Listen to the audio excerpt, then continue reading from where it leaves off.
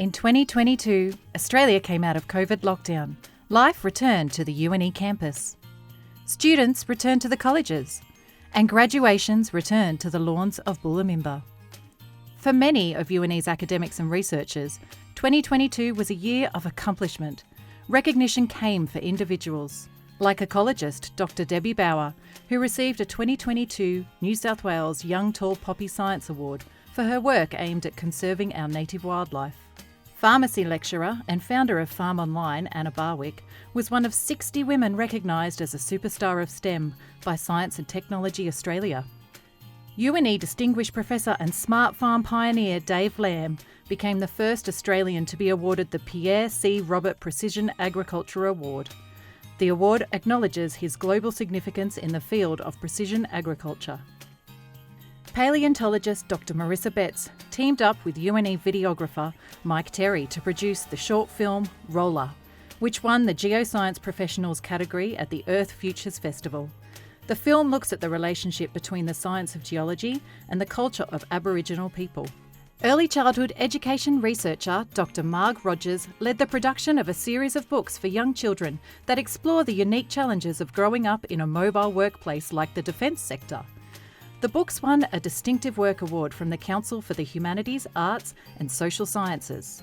And UNE PhD student and Worimi woman Vanessa Sewell earned an Australian Academy of Science Aboriginal and Torres Strait Islander Scientist Award.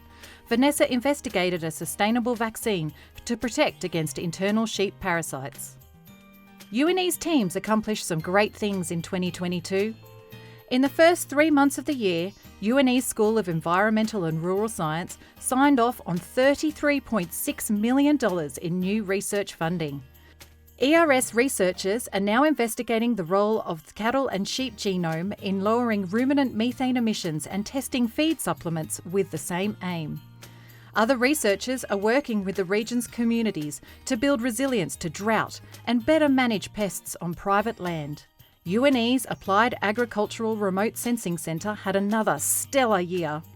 It signed collaborations with the Peruvian citrus industry and South Africa's macadamia industry. At home, the centre started working with major citrus producer, the Costa Group, and is mapping the Queensland soybean crop for the state's government.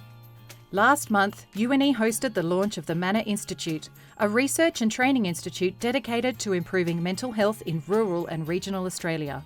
The group will be led from UNE by Professor of Social Work Myf Maple. The Centre for Rural Criminology continued to expand its research scope. In March, the centre coordinated a world-first trial that demonstrated the potential of satellite-connected tags to inhibit livestock theft. And UNE's Smart Region Incubator continued with its innovative backing of local business startups. Through the year, the SRI encouraged people to think differently about problem-solving through business enterprise, and it provided a platform for owners of established businesses to talk about their journey, and then celebrated these entrepreneurs in black and white in the Backstories photographic exhibition.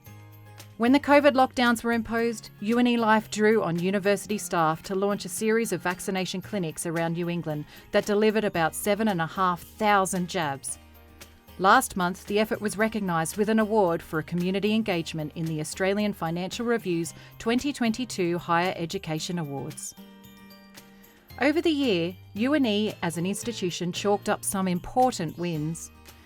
Funding agreements for the new Tamworth campus were signed and a building site at the city's old velodrome confirmed. The design process for the new campus is now underway. And 2022 proved to be yet another year in which the dedication of UNE's people was recognised. CanStar Blue awarded UNE its top 5-star ranking in the categories Quality of Education, Teaching Staff and Learning Resources. And for the 17th year in a row, the Good Universities Guide awarded UNE 5 stars for overall student satisfaction, a record unrivalled by any other university. The Guide also awarded UNE top marks for student support and teaching quality. I want to thank each and every member of the UNE community for your contribution during 2022. This was the year that we started to bounce back from the pandemic and to welcome students and graduations back onto campus. In 2023, we are looking forward to even more, including launch of the new learning management system, which will further consolidate our leadership in digital-first education. On behalf of UNE, I'd like to express my thanks and gratitude to each and every one of you as members of the UNE community.